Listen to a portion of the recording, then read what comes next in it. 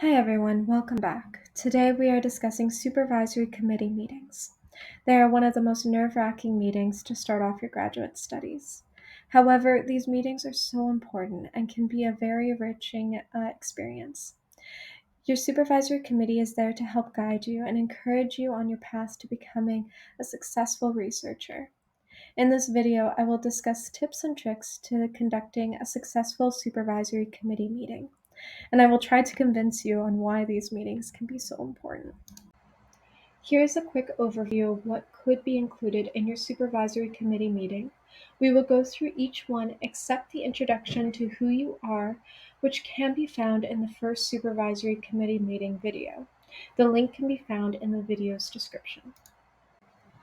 For a title page, you want affiliations to be present. Whether they need to be present for every slide, ask your supervisor, since it depends on the department and university. For affiliations, you want all affiliations to be present, so your university, lab, and potentially any external partners. For example, I am also affiliated with a hospital network through my research, and so I would have to put them on as well. You should have the date. You should have the number of supervisory committee meeting. So in my program, we have 8, but it's just to give an idea of where you are in your program. You should have your name, your supervisor's name, and your committee members' names. So now we get to answering questions asked in previous supervisory committee meetings. As you can see here, I've included a different style to this slide. This is one way you can have your affiliations displayed throughout a presentation, as well as the title for each slide to guide your committee members. This slide is a great way to refresh your committee members' memory on what the requests and issues were with the previous meeting. After this slide, there should be one of 2 ways that you answer these questions or inquiries. The first way is to have a follow-up slide directly after this one, displaying exactly how you acquired the information and answered the question, and if it impacted your thesis at all. The second way is to state briefly that it will be answered or will be displayed or shown in a future slide. This would make sense when a committee member, for instance, asks you to switch the bolt you used in your design, and you will be demonstrating how you changed it when you display your results when discussing that thesis project.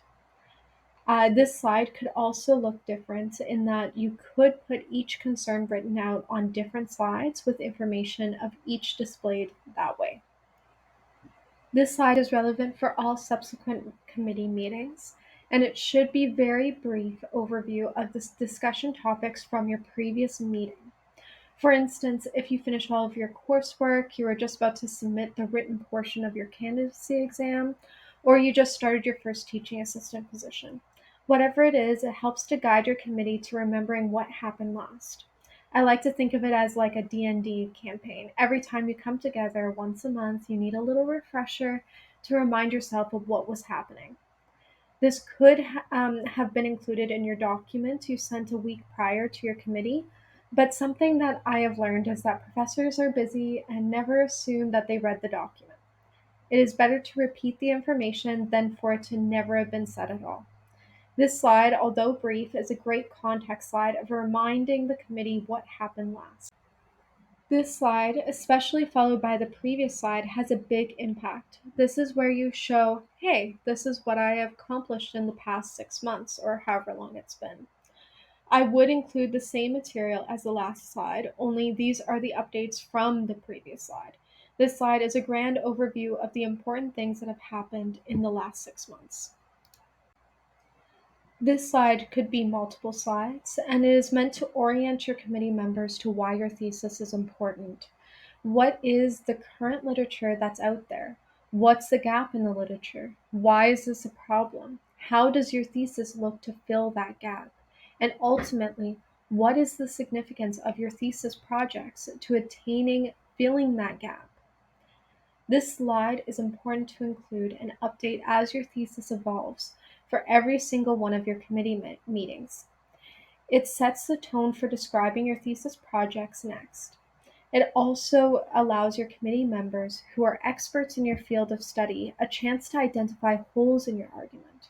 Trust me, it's better for your committee members to find the holes in your argument than during your thesis defense. This is why committee meetings are so important. They give you a chance to practice defending why you are doing your thesis and to see what the counter arguments are. And trust, there's always counter arguments. So it's important to hear what they are so you can be best prepared as you can be for the next one.